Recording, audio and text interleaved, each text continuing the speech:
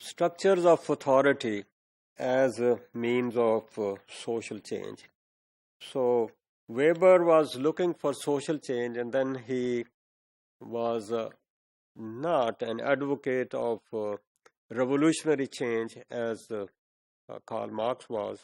He was looking into a gradual kind of change, uh, evolutionary kind of change. So he was also thinking that the masses are not that competent to bring this change, or they could advocate this change, or they could, let's say, be the force behind bringing this change. So he had not that much hope compared with Marx that the masses can bring revolution. He was simply saying that they don't have that level of competence to, let's say, bring change in the society.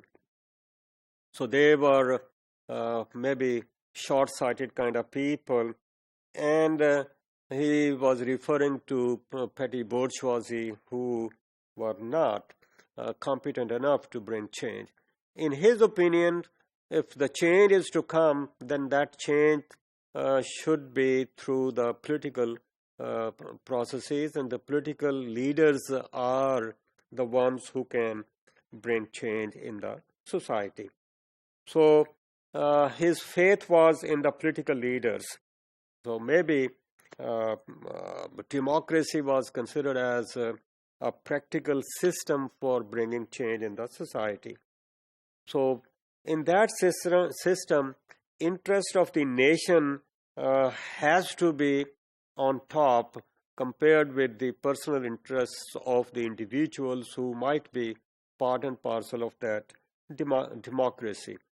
So it's not the interests of the parliamentarians, but it is the interest of the ultimate interest of the nation, or the nationalism should remain on top. So he preferred democracy as a political system, although he did not believe in the masses, although democracy and the masses might go together. But the political leaders have to go to the masses to get themselves elected to become members of the parliament. So though he did not believe in the talent of the masses, yet democracy, in his opinion, was the dynamic kind of force which can produce, let's say, competent political leaders, and these political leaders can bring change in the society. So that's the kind of authority structure. So political leaders, by getting themselves elected, get the authority to bring change in the society. So authority structures exist in every social situation. Maybe when we look into the authority structure, maybe there are different levels of authority, and within that different level, those different levels of authority, the people who have to obey that authority might be the masses or the workers in that system. System could be a political system, system could be a bureaucratic system, could be anything. So we see that there is a domination as a part and parcel of the authority, and that domination could also come from illegitimate, let's say, sources. But when we look into the legitimate kind of authority, that is the focus of Max Weber. So legitimate domination, he considered it as authority.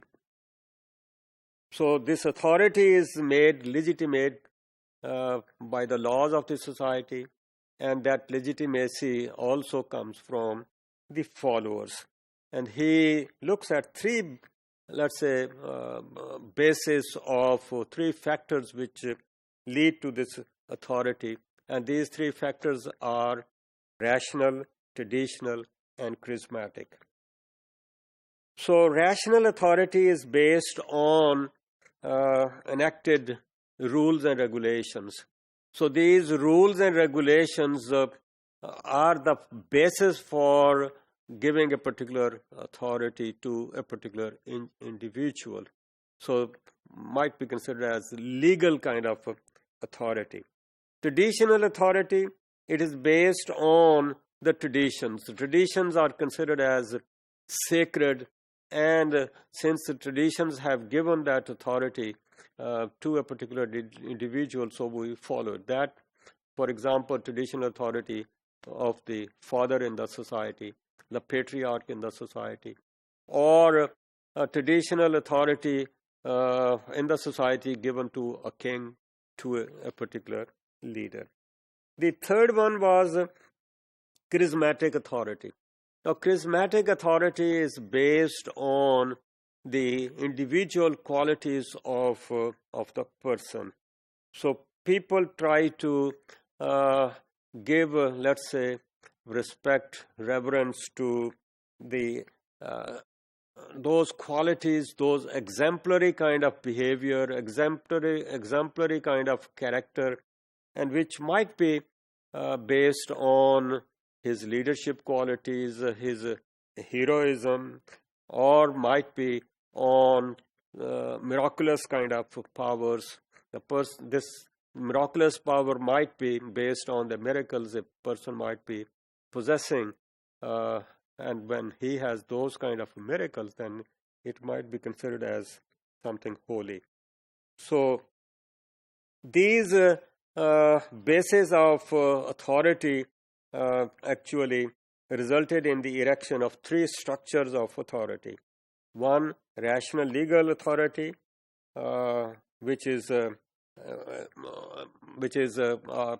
exemplified by the system of bureaucracy, and ideally that bureaucracy was considered as a system which gives the highest degree of efficiency. So that is why we have these structures. It was considered as the most efficient, let's say, structural system.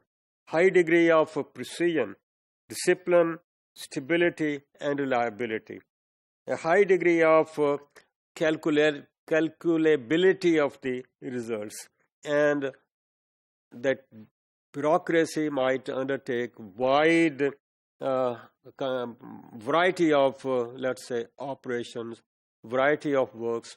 Now, bureaucracy as a system might be in the university, might be in the business organization, it might be any other work organization. We see that.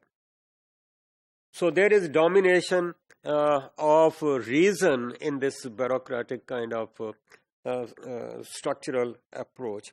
So dominance of rationalization may be considered as a threat to individual liberty.